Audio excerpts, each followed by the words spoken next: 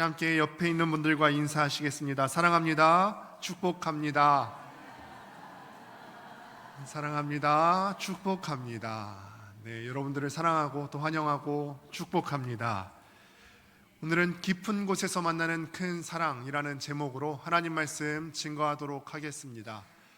늑대라는 동물에 대해서 여러분들 혹시 얼마나 잘 알고 계십니까? 내 옆에 있는 그 남정네 늑대 말고 정말 늑대에 대해서 얼마나 또 잘 알고 계시는지. 늑대는 떼를 지어서 사는 동물이라고 합니다. 그런데 떼를 지어서 사는 늑대는요, 외적의 침입이 있을 때는 자기네들끼리 똘똘 연합해서 외적의 침입을 물리치는데, 한번 외적의 침입을 물리치고 나면 그 다음에는 반드시 내분이 일어난다고 합니다. 그런데 사람도 그렇습니다. 사람도 동물인지라 예외는 아니에요. 동물의 공격성을 연구해서 노벨상을 받은 사람이 있대요. 콜라드 노렌츠라고 하는 사람이 인간에 대해서도 이렇게 이야기를 하는데요. 추위나 짐승의 공격이나 굶주림을 극복하고 나면 그 순간부터 공존하는 이웃의 적의를 품고 해하며 죽이고 또 자멸함으로써 도태작용을 계속한다. 이게 어떤 짐승에 대해서 하는 말이라고요? 사람이요. 사람도 늑대와 다를 바가 없다는 거예요. 사람도 떼를 지어서 사회생활을 하는 동물, 그런 군집인데, 이렇게 어떤 외적인 영역에 있어서 어려움들을 다 극복하고 나면은 이 안에서 내적인 내분이 일어나고 다툼이 일어나고 이런 곤란함이 생긴다는 것입니다. 우리나라도 그런 것 같습니다. 이 한국 사회도 이런 늑대들의 세계로 전락하고 있는 것은 아닐까, 이런 생각을 지우기가 어려운 것이 오늘날의 사회의 모습인 것 같아요. 외부의 위협에서는 문명이 발전하면서 점점 벗어났고요. 외적의 침입으로부터 점점점 그런 걱정이 벗어나고 있고요. 우리가 또 먹을 것을 걱정하는 사회가 아니지 않습니까? 경제적인 풍요가 확보되니까 서로가 물어뜯기 시작해요. 서로가 조금이라도 더 이익을 탐하고자, 취하고자 이웃의 적의를 들고 서로 달려들고, 그래서 이 사회에 분열이 조장되기 시작했습니다. 특히 이런 불경기가 지속할수록 이런 생존 경쟁에서 승리하기 위해서 어떤 일이라도 마다치 않는 사람들, 이런 짐승 같은 사람들이 이 사회 가운데 많이 생겨나고 있음을 우리가 두 눈으로 목도하고 있는 것이 현실이에요. 그런데 우리가 간혹 그런 사람들을 발견하게 돼요. 이런 지옥 같은 나락에 떨어졌음에도 인간의 품격을 지니고 있는 사람들이 간혹 우리 눈에 들어옵니다. 우리는 이런 모습을 나치치아에서 살았던 유대인들의 한 무리에서 발견할 수가 있는데, 리투아니아의 한 도시가 있는데 코브노라고 하는 도시가 있어요. 그런데 이 나치치아에서 리투아니아의 코브노에 살던 유대인들에게서 인간의 품격을 지키며 살았던 사람들의 모습을 우리가 발견할 수가 있습니다. 당시에 나치치아에서 코브노에 살던 유대인들의 무리가 4만 명 정도가 되었습니다. 그런데 전체 4만 명 무리 중에서 90% 이상의 유대인들이 나치에게 학살을 당했습니다. 4만 명 중에 90%면 몇 명 정도 될까요? 한 3만 6천 명 이상의 사람들이 나치에 의해서 학살당하고 또 고난을 받았다는 거예요. 그러니까 유대인들이 이 나치치아에서 지옥과 같은 삶을 살았다는 것입니다. 어떤 일이 있었냐면 1942년 5월에 이 도시의 나치 병사들에게 이런 명령이 떨어졌습니다. 임신하고 있었던 모든 유대인 여자들을 학살하라, 살해하라, 이 명령이 떨어져서 한 나치 병사가 병원 앞을 지나가고 있었던 유대인 여자를 발견하고 그에게 총격을 가해서 바로 그 자리에서 즉사하게 됩니다.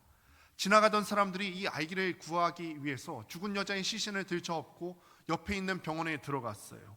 산부인과 의사가 보니까 이 여자는 죽었어도 산달이 가까운지라 수술을 잘만 하게 되면 뱃속에 있는 아이를 살릴 수 있겠다, 구할 수도 있다고 말합니다.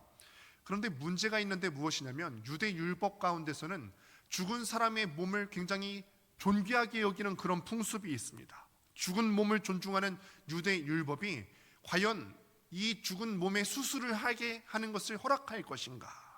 이게 문제죠. 아기가 살지 못한다면, 수술을 했음에도 불구하고 아기가 살지 못한다면 괜히 이 죽은 몸에 그저 난도질한 결과가 되기 때문에 이 유대인들 가운데 논쟁이 일어나게 된 것이죠. 그래서 유대인들은요, 당시 이 동네에 살고 있었던 오시리라고 하는 납비에게 가서 이 문제를 놓고 질문을 하게 됩니다. 그러자 오시리가 주저하지 않고 이렇게 답했습니다. 생명을 구하는 것이 문제라면 시신을 더럽히고 시신을 난도질하는 것이 무슨 문제가 될 수 있겠습니까? 만약에 죽은 어미가 다시 살아난다면 아기를 구하려고 자기 몸을 더럽히는 것에 조금이라도 신경 쓰겠습니까? 결국 이 아기는 수술을 받게 되었고 무사히 태어날 수 있게 되었어요. 그런데 갑자기 수술을 다 받고 난 다음에 독일 병사들이 이 병원에 들이닥치게 된 것입니다. 그래서 죽은 여인의 아기가 살아있는 것을 보고 태어난 지 얼마 안 된 그 아이를 병원 벽에 내리 찍어서 아이를 살해했어요. 또 1941년 10월 달에 이런 일이 일어났습니다. 존경받는 유대인 지도자, 그러니까 그 사회 집단 가운데서 존경받는 유대인 지도자가 랍비 오시리에게 와서 질문을 하는 거예요. 선생님, 자살을 해도 됩니까? 사연이 무엇인가 물어보니까 자기 아내랑 자식들이 나치에게 끌려가서 처형될 날이 얼마 남지 않았어요. 그런데 이 남편만 끌려가지 않았는데 걱정이 되기 시작하는 거예요. 혹여나 처형날이 얼마 남지 않았는데 자기를 잡아갖고 끌고 가서 아내와 아이들이 죽는 것을, 처형당하는 장면을 두 눈으로 보게 하지 않을까 두려운 것입니다. 가족의 죽음을 눈뜨고 보는 일은 도저히 견딜 수 없는 일이죠. 차라리 내가 죽었으면 죽었지 내 아내와 자식들을 눈뜨고 보게 한다는 것은 정말 상상만 해도 보기 어려운 일이죠. 그래서 랍비에게 이런 질문을 던졌다는 거예요. 같은 달 말에 한 유대인 가장은요, 또 눈물을 머금고 오시리를 찾아왔어요. 자녀들이 굶어 죽기 직전이고 이 가정 가운데서는 음식이 절실히 필요한 상황이었다고 합니다. 그런데 같은 아파트에 살던 이웃 가족이 있었는데 그 이웃 가족들이 나치에게 모두 살해당했고 이 가족의 친척 중에서도 살아남은 사람이 없다. 그래서 이 가장이 이렇게 질문하는 거예요. 지금 우리 가족이 굶어 죽기 직전이고 음식이 필요한데 이웃의 집에 들어가서 그 물건을 팔아서 음식을 구매해도 되겠느냐? 우리가 기대한 대로 이 랍비 오시리는 자살은 허락하지 않았고 옆집의 재산은 취해도 된다고 허락을 했습니다. 랍비 오시리가요, 이런 많은 질문들을 받았다는 거예요. 나치치하에서 살던 많은 유대인들에게 이런 가슴 아픈 질문들을 받았고 종이 쪽지에 적어서 깡통 안에 보관을 하게 됐는데 이것이 나중에 한 권의 책으로 나오게 됩니다. 홀로코스트 인간에게 답하다. 눈물 없이는 볼 수 없는 수많은 질문들을 그 책 가운데 담아냈습니다. 그러나 이보다 더 중요한 것은 무엇이냐면 그렇게 힘든 지옥 같은 상황 가운데서도 유대인들은 짐승보다 못한 그런 대우를 받으면서 살았는데 짐승의 수준으로 떨어지지 않았다는 거예요. 믿음을 견고하게 하는 그런 수준 높은 질문들을 이 랍비에게 던졌다는 것입니다. 여기서 중요한 것이 무엇이냐면 이런 질문들에 대해서 랍비 오시리가 어떤 대답을 했느냐, 이게 중요한 게 아니라요, 그토록 힘든 지옥의 고통 속에 있으면서도 유대인들이 하나님의 말씀을 지키는 것을 포기하지 않았다는 것, 이것이 중요하다는 거예요. 여러분, 이 상황을 놓고 보시면 와, 하나님께서 유대인들을 버리신 것 아닌가? 이 정도면은 유대인들을 버리신 거 아닌가? 4만 명의 인구 중에서 3만 6천 명의 유대인들이 학살을 당했어요. 이런 상황 가운데서도 하나님을 부인하기를 거절하고 하나님과 그분의 말씀을 지키려고 목숨을 바친 유대인들이 있었다는 사실입니다. 짐승보다 못한 취급을 받고 있음에도 불구하고 우리가 던질 수 있는 질문은 그들이 짐승보다 못한 취급을 받고 있음에도 불구하고 어떻게 짐승 같은 수준으로 전락하지 않을 수 있었는가? 우리는 시편 130편에서 이에 대한 답변을 찾아볼 수가 있습니다. 시편 130편은요, 역사적으로도 굉장히 많은 사랑을 받아온 찬송 시입니다. 함께 본문 1절 말씀을 같이 읽어보겠습니다. 시작. 여호와여, 내가 깊은 곳에서 주께 부르짖었나이다. 아멘. 여호와여, 내가 깊은 곳에서 주께 부르짖었나이다. 한글 성경으로 우리 성경으로 보게 되면은 여호와여라고 하는 단어가 가장 먼저 나오게 되지만 이 성경이 히브리어로 쓰였지 않습니까? 히브리어 원문에는 가장 먼저 나오는 단어가 무엇이냐면 깊은 곳에서라고 하는 단어가 먼저 나오고 여호와여라고 부르는 것은 맨 뒤에 나오게 됩니다. 그래서 원문의 순서대로 다시 쓰면은 이렇게 표현할 수가 있어요. 깊은 곳에서 내가 주께 부르짖었나이다 여호와여. 깊은 곳에서 내가 주께 부르짖었나이다 여호와여. 결국 이 시편 130편의 첫 단어가 무슨 말이냐? 깊은 곳에서라는 단어예요. 이 단어가 굉장히 중요합니다. 왜냐하면 깊은 곳에서라고 하는 이 단어가 시편 130편 전체를 한 단어로 요약하면 이 단어가 되는 것이고, 그리고 우리 믿는 사람들의 삶으로 생각해 보자면 어떤 사람도 깊은 곳을 경험해 보지 않은 사람이 없기 때문에, 우리 인간의 인생을 짧게 함축해서 보여주는 단어이기 때문에 이 깊은 곳에서라는 단어가 굉장히 중요합니다. 하나님의 백성은요, 살면서 누구나 다 깊은 곳에 빠지는 경험을 해보게 되죠. 여기서도 아마 많은 분들이 그러실 거예요. 살아오면서 깊은 곳에 빠져서 이 깊은 곳에 빠진 나를 누가 와서 보면서 건져주기라도 할까, 그런 것을 경험해 보신 분들도 계실 거고, 지금 오늘을 살아가면서도 내가 지금 깊은 곳에 빠져 있는데 이런 감정을 안고 이 자리에 나오신 분들도 계실 거고, 어린 친구들, 자녀들 가운데서도 앞으로 살아가면서 한 번쯤은 이 깊은 곳을 경험해 보게 되실 거예요. 그러면 우리는 깊은 데란 어떤 것을 뜻하는지를 한번 생각해 볼 수가 있겠는데, 여기에 쓰인 히브리어 단어가 마하마킴이라고 하는 단어가 쓰여지게 됩니다. 구약 성경에 전체 이 똑같은 단어가 한 5번 정도 쓰여지게 되는데, 어떤 사람은 골짜기라고 하는 단어로 쓰여지게 되기도 하고요, 어떤 사람은 바다라고 하는 의미로 쓰여지게 되기도 합니다. 그런데 이 단어가 구체적으로 어떤 의미를 가졌든지 간에 공통점은 한 가지가 있습니다. 무슨 공통점이냐면, 깊은 곳에 빠지면 그곳이 무슨 물이 많든 아니면은 함정 같은 형태로 만들어진 깊은 웅덩이든지 간에 혼자서는 빠져나올 수가 없다는 거예요. 이 깊은 곳에 빠지면은 혼자서는 빠져나올 수가 없다는 거예요. 우리 인생도 그렇잖아요. 깊은 곳에 빠졌다 그러면은 혼자서는 빠져나갈 수 없는 깊은 웅덩이를 우리도 경험하게 됩니다.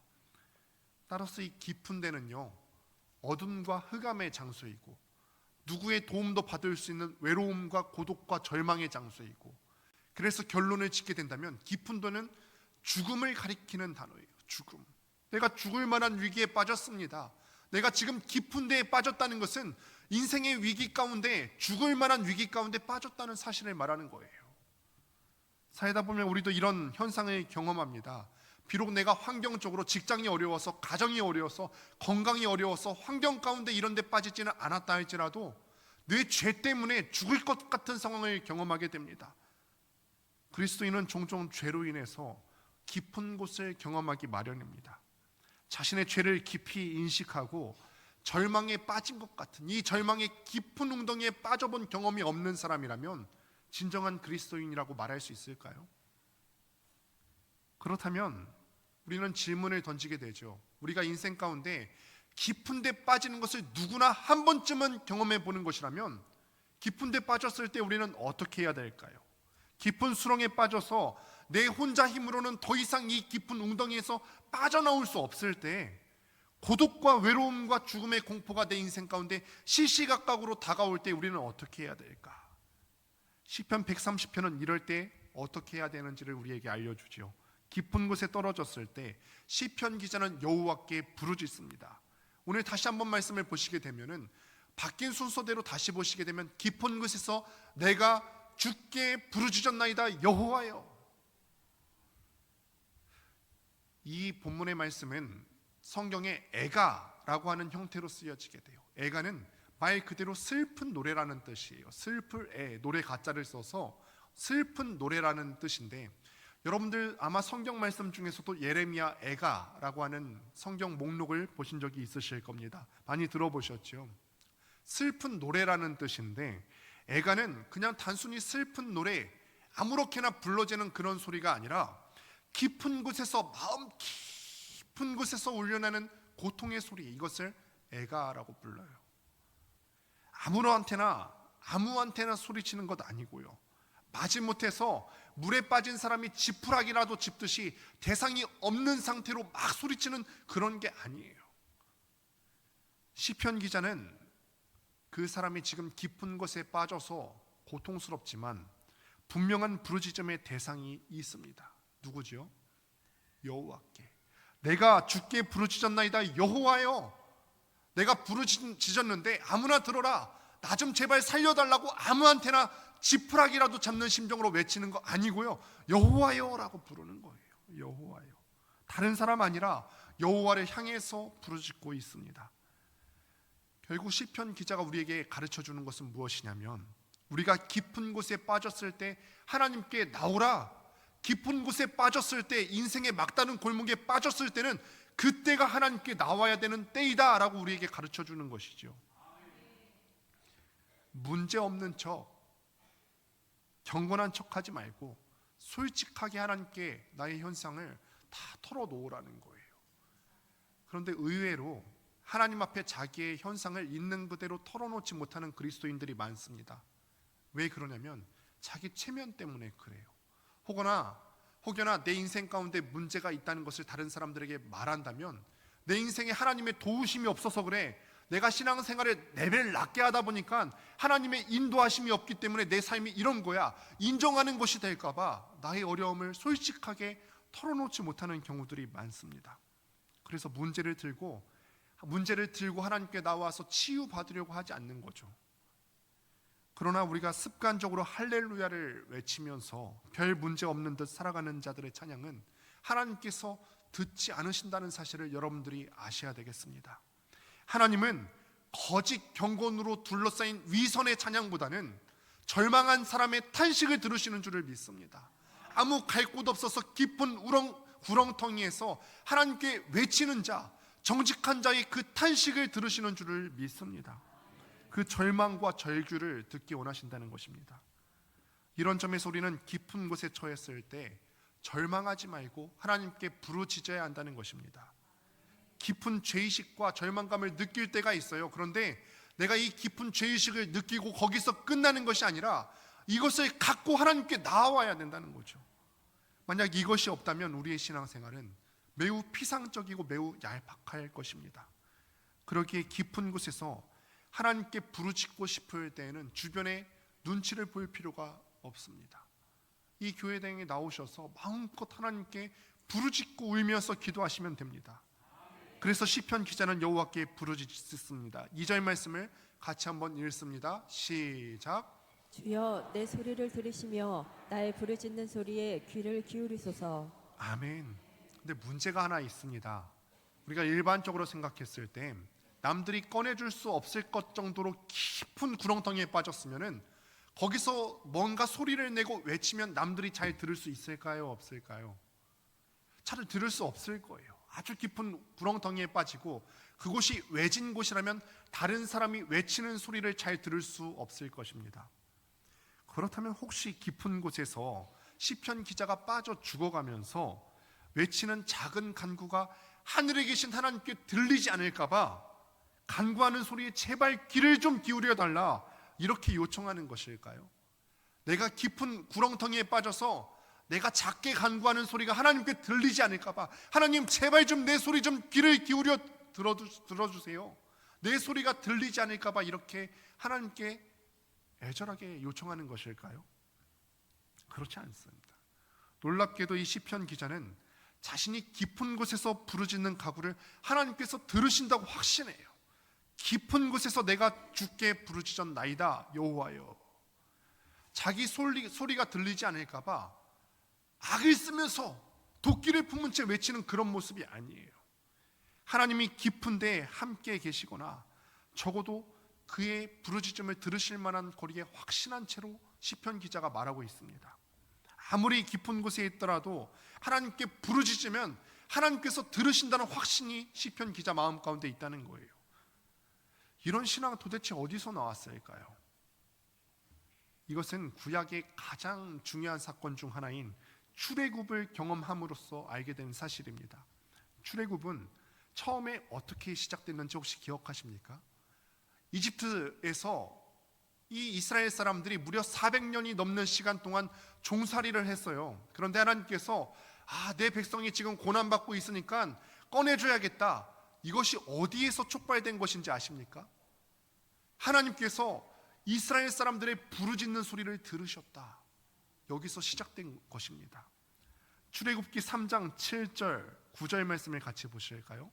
그들이 그들의 감독자로 말미암아 부르짖음을 듣고 그 근심을 알고 하나님께서 그 부르짖음을 듣고 근심을 아셨대요. 또 9절 말씀입니다. 이스라엘 자손의 부르짖음이 내게 달하고. 출애굽이 어떻게 시작이 됐다고요? 이스라엘 사람들이 부르짖는 데서 시작됐고, 그 부르짖음을 하나님이 듣고 가엾게 여기시고 긍휼히 여기시고, 그래서 하나님께서 출애굽을 시켜주신 거예요. 이스라엘 사람들이 깊은 곳에서 부르짖는 소리를 듣고 이스라엘을 애굽에서 구원해내신 것이라는 고백은 출애굽과 관련해서 앞으로 이스라엘 사람들의 역사 가운데서 이스라엘 사람들의 신앙의 가장 핵심이 되는 요체였어요. 여호와는요, 하나님께서는 그저 하늘에서 부르짖는 소리를 듣고 그래 내가 네 마음 다 알지 공감만 하는 데서 그치는 것 아니시고요. 또 들으셨긴 들으셨는데 어떡하지 내가 알겠는데 너를 도와줄 수 있는 능력이 없네, 능력이 없는 분 아니시고요. 부르짖을 때 그 마음에 공감하실 뿐 아니라 직접 친히 이 땅에 내려오셔서 그 백성들을 어둠의 구렁텅이 가운데서 꺼내줄 수 있는 능력이 있으신 분이신 줄을 믿습니다. 자기 백성이 부르짖을 때 친히 다 들으시고 개입하시는 하나님이심을 출애굽 사건을 통해서 하나님께서 만방에 널리 알리셨다는 것입니다. 하나님께서는 이스라엘 사람들에게 깊은 곳에서 부르짖을 때 친히 그들의 음성을 들으시고 이 땅에 내려오셔서 홍해를 갈라주셨고, 반석에서 물이 나게 하셨고, 광야에서 신발이 헤어지지 않게 하셨고, 40년 동안 광야에서 살아갈 때 먹을 것이 떨어지지 않게 해주시는 그런 하나님이심을 믿습니다. 동행해 주신 분이세요. 출애굽기에 보면 하나님께서 동풍을 밤새도록 불게 하셔서 홍해물을 다 바르게 하셨고, 이스라엘을 바닷 가운데로 걷게 하신 것이 세밀하게 다 묘사되어 있습니다. 하나님은 하늘 위에 계시면서 우리 사람들이 살아가는 사회 가운데 전혀 신경 쓰지 않는 그런 신이 아니세요. 목속으로 깎아 놓아서 우상을 섬기는 사람들이 그 나무와 돌 앞에서 기도할 때 아무런 응답이 없는 것처럼 하나님은 그런 신이 아니세요. 하나님께서는 우리가 깊은 곳에서 부르짖을 때 들으시는 분이시고, 친히 이 땅에 내려오셔서 우리의 기도에 응답하시고, 홍해물을 가르시는 것처럼 우리의 인생의 어려운 문제 가운데서도 해결해 주시는 하나님이신 줄을 믿습니다. 바다 깊은 곳에 길을 내어서 그의 백성을 건너게 하시는 분이라는 것입니다. 이런 점이 출애굽 사건을 통해서 시편 기자에게 증명이 되었다는 거예요.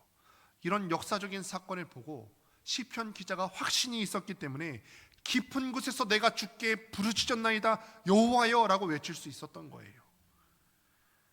그러면 우리는 이 하나님에 대해서 질문을 던져보게 됩니다. 하나님이 대체 어떤 분이시길래 자기 백성과 함께 깊은 곳을 걸으시는가?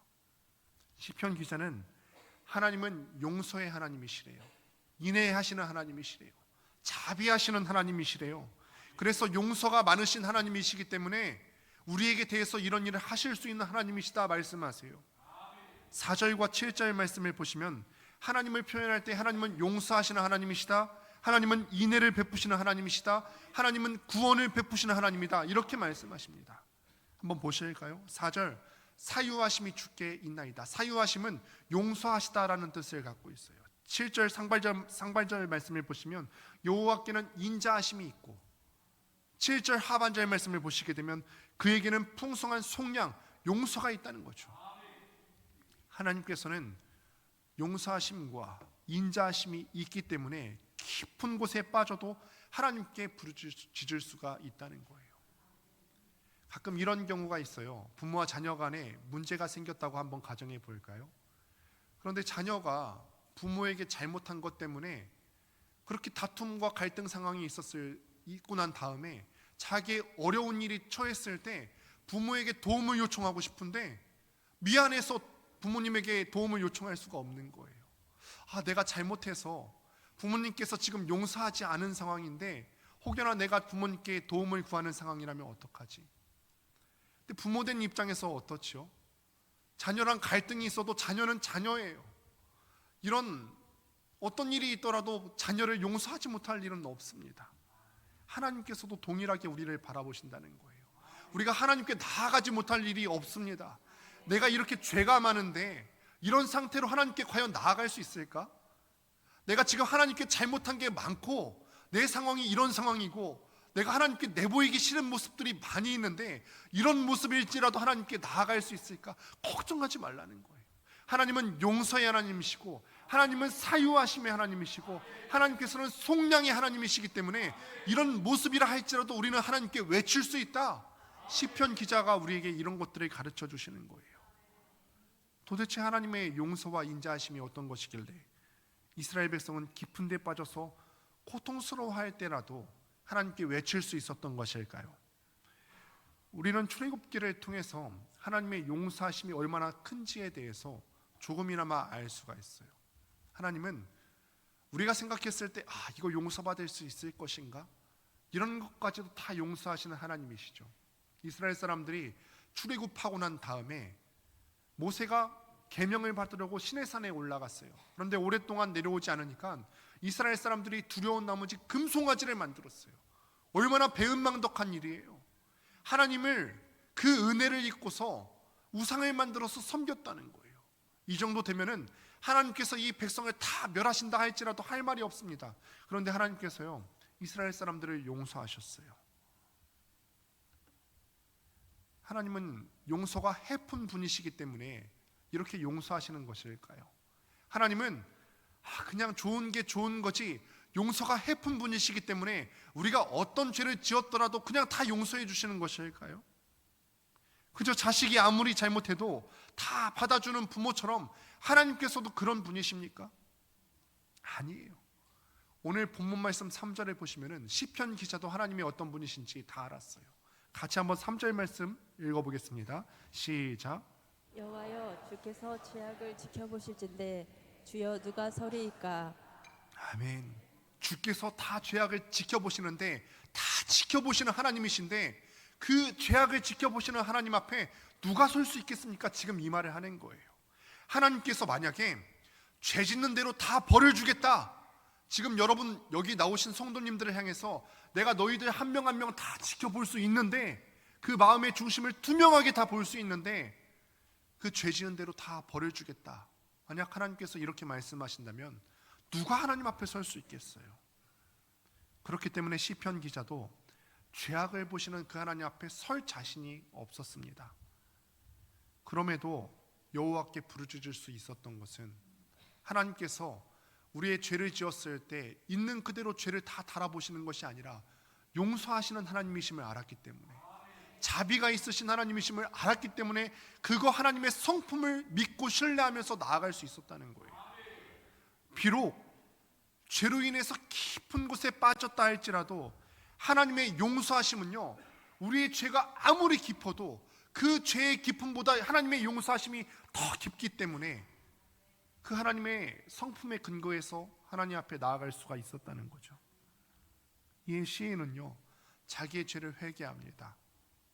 이렇게 통회하는 심정으로, 옷을 찢는 심정으로 죄를 회개해야만 죄를 용서받을 수 있기 때문에, 용서를 받은 사람은, 정말로 용서를 받고 회개한 사람은요 그 받은 은혜가 얼마나 값비싼 은혜인지를 압니다. 정말로 회개하는 사람은 하나님 죄를 용서해 주세요 값싸게 회개하는 것이 아니라 내가 받은 그 은혜가 얼마나 값비싼 은혜인지를 깨달아요. 정말로 회개하는 사람은 내가 받은 은혜의 가치를 압니다. 자신의 큰 죄를 아무 대가 없이 하나님께서 용서하셨기 때문에 하나님을 경외하지 않을 수 없는 겁니다. 죄를 하나하나 따지신다면 하나님께서 여기 있는 여러분들의 죄를, 그래 너 죄를 이만큼 지었으니까 너는 사형이야, 너는 이만큼 죄를 지었으니까 내 앞에 설 수 없어, 하나님께서 이렇게 우리의 죄를 따지신다면 우리가 아무도 그 앞에 설 수 없지만, 그럼에도 죄를 용서하시는 하나님의 사랑에 감복해서 그 앞에 나올 수가 있게 되는 것이고 하나님을 경외하는 것인 줄을 믿습니다. 고통 가운데 여호와를 향해서 부르짖던 시편 기자는 이제부터는 희망을 노래하게 됩니다. 본문 5절과 6절 말씀 같이 한번 읽겠습니다. 시작. 나 곧 내 영혼은 여호와를 기다리며 나는 주의 말씀을 바라는도다. 파수꾼이 아침을 기다림보다 내 영혼이 주를 더 기다리나니 참으로 파수꾼이 아침을 기다림보다 더하도다. 아멘. 시인이 하나님을, 여호와를 기다린다고 하는데 그 모습을 어떤 사람과 빗대어서 얘기하죠? 파수꾼이 아침을 기다림보다. 보통 무언가를 지키는 것은 낮에 더 필요한 일일까요? 밤에 더 필요한 일일까요? 목동이 양을 지켜야 되는 일, 물론 낮에도 지켜야 되겠지만 더 주의 깊게 지켜야 할 때는 언제일까요? 밤에 더 지켜야 되겠죠. 그래서 파수꾼은 밤을 새워서 무엇인가를 지킵니다. 그럼 파수꾼은 언제를 기다릴까요? 이 밤이 다 끝나고 빨리 내가 쉴 수 있는 아침이 되었으면 좋겠다 기다리겠죠. 여기 중에서도 이교대 하시는 분들, 이런 분들은 밤에 근무를 하실 때가 많이 있을 겁니다. 그럼 밤에 근무할 때 아침이 많이 기다려지시죠. 빨리 아침 되어서 편안한 보금자리에 들어가서 잠을 잤으면 좋겠다. 그런데 지금 시인이 그런 심정이라는 거예요. 마치 야근한 사람이 아침을 기다리면서 빨리 쉬었으면 좋겠다, 이 아침을 기다리는 그 정도의 갈망으로 내가 빨리 하나님을 만났으면 좋겠다, 하나님이 내 삶 가운데 찾아와 주셨으면 좋겠다, 하나님을 빨리 만나서 내가 이 모든 것들을 털어놓을 수 있었으면 좋겠다. 마치 파수꾼이 아침을 기다리듯이 하나님을 기다린대요. 내가 지금은 아직은 내 인생 가운데 깊은 데서 고통을 경험하고 있지만 깊은 곳에 날 홀로 두지 않으시고 함께 계시며 우리 부르짖음을 들으시는 그 하나님을 내가 기다립니다. 통회하는 자에게 용서를 베푸시는 그 하나님을 믿고 기다린다. 여러분, 오늘 시편 130편 말씀 화면 말고 여러분들 성경책으로 보시면은 시편에는 다 표제가 붙어 있어요. 그 표제는 뭐냐면 이런 상황 가운데서 이 노래를 부르는 것이다. 시편은 노래거든요. 그런데 그 노래를 어떤 상황 가운데서 불러야 되는지에 대한 표제가 나와 있는데 130편의 표제가 뭐죠? 성전에 올라가는 노래. 성전은 성전인데 왜 올라간다라고 했을까요? 이스라엘에서 성전은 예루살렘에 있었는데요, 예루살렘은 높은 산악지대에 있어요. 그 중에서도 가장 꼭대기에 있는 거죠. 따라서 성전을 찾아가는 순례자들은 그 성전으로 가기까지 많은 산과 골짜기를 지나가게 됩니다. 깊은 골짜기를 지나면서 저 멀리 있는 그 성전을 바라보면서 성전에 올라가면서 이 노래를 불렀다는 거예요. 완전히 체험학습이죠. 내가 이 깊은 골짜기를 지나면서 저 멀리 있는 하나님의 성전을 바라보면서 내가 깊은 골짜기에 있습니다. 그럼에도 내 인생의 깊은 골짜기에 있을지라도 여호와의 이름을 기다리며 불러봅니다. 여호와여, 깊은 곳에서 내가 주께 부르시셨나이다. 여호와여. 이것은 오늘날 우리도 마찬가지입니다. 우리도 성전이 있어요. 저 멀리 바라보는, 우리가 언젠가 이 인생을 다 마치고 가야 되는 본향 예루살렘 성전이 있다는 거예요. 저 예루살렘을 향해서 순례하는 삶을 살다 보면은 우리 인생 가운데서 깊은 데를 지나치지 않을 수가 없습니다. 개인뿐 아니라 교회가 때로는 깊은 곳에 빠져 있기도 하고, 교회뿐 아니라 이 사회가 깊은 데에 빠져 있기도 하고, 우리 사회 전체가, 나라와 민족이 깊은 데에 빠지는 경험을 하게 되기도 합니다.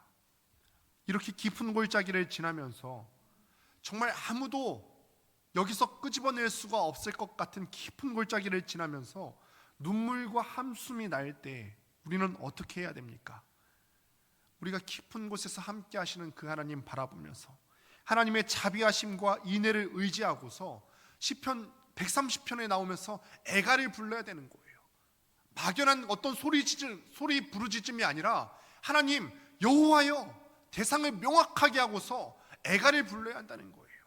깊은 곳에서 내가 주께 부르짖었나이다. 여호와여. 아무리 깊은 곳에 빠져있다 하더라도 그 깊음이 하나님의 사랑에서 끊을 수 없기 때문에 바울은 로마서 8장에서 이렇게 얘기하는 거죠. 조금은 길지만 제가 한번 읽어볼 테니 잘 따라 보시기 바랍니다. 우리가 알거니와 하나님을 사랑하는 자 곧 그의 뜻대로 부르심을 입은 자들에게는 모든 것이 합력하여 선을 이루노니라. 그런즉 이 일에 대하여 우리가 무슨 말 하리요? 만일 하나님이 우리를 위하시면 누가 우리를 대적하리요? 깊은 골짜기에 있을지라도 만일 하나님이 우리를 위하시면 누가 우리를 대적하리요? 누가 우리를 그리스도의 사랑에서 끊으리요? 환난이나 곤고나 박해나 기근이나 적신이나 위험이나 칼이랴. 그러나 이 모든 일에 우리를 사랑하시는 이로 말미암아 우리가 넉넉히 이기느니라. 깊은 골짜기에 있을지라도 하나님이 우리를 위하시면 우리가 넉넉히 이기느니라. 할렐루야. 내가 확신하노니 사망이나 생명이나 천사들이나 권세자들이나 현재일이나 장래일이나 능력이나 높음이나 깊음이나 다른 어떤 피조물이라도 우리를 우리 주 그리스도 예수 안에 있는 하나님의 사랑에서 끊을 수 없으리라. 깊은 곳에 빠지면 힘들어요. 그렇죠. 인생의 구렁텅이에 빠졌을 때 힘듭니다. 그런데 인생의 깊은 곳에 빠졌을 때 마냥 나쁜 것은 아니고 때로는 우리에게 좋은 것이 있어요. 어떤 게 좋죠? 깊은 곳에 빠져 보았을 때에야 그 인생의 구렁텅이보다 더 깊이 우리를 사랑하시는 하나님의 사랑을 깨닫게 돼요. 내가 인생의 깊은 구렁텅이에 빠져 있지만 하나님의 사랑은 이것보다 더 깊었구나. 우리가 이것을 깨닫게 되는 거죠. 깊음을 경험해 보지 못한 사람은요, 사람들이 서로 고난 가운데서 내가 이 고난 가운데 있었는데 하나님이 나를 더 사랑해 주시는 것을 느꼈어. 구역 식구들끼리 이런 나눔을 할 때 낄 수가 없어요. 깊은 곳에 빠졌을 때 그냥 소리나 지르고 하나님의 은혜를 떠올리지 않는 사람은 이런 깊은 레벨의 경지에 이르를 수가 없습니다. 깊은 곳에 빠져봐야지 우리가 깨닫게 되는 거죠. 내가 아무리 험난한 골짜기에 있어도 하나님께서는 나와 함께 계시는구나. 내가 깊은 골짜기에 빠졌을 때 다른 세상에 평상시에 의지했던 모든 사람은 나와 함께 이 깊은 골짜기에 같이 들어와 주지 않았는데 하나님께서는 여기까지 같이 들어와 주셨구나.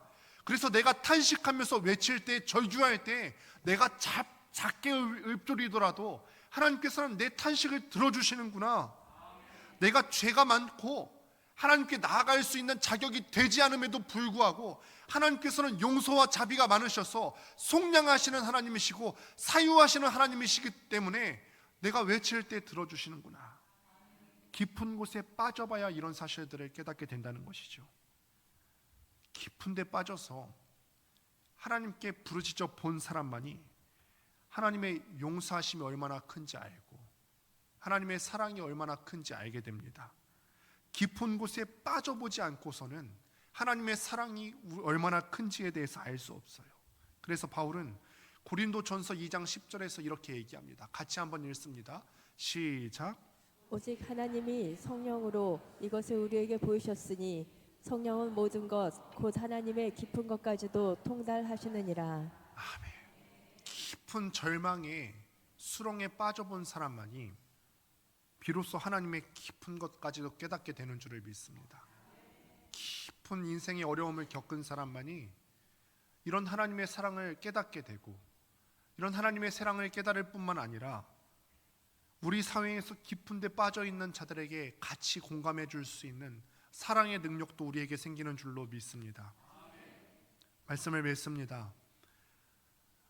여기 여러 사람들이 모였기 때문에 분명히 그런 분들 계실 거예요. 오늘 이 자리에는 인생의 깊은 곳을 지나는 분들이 계실 겁니다.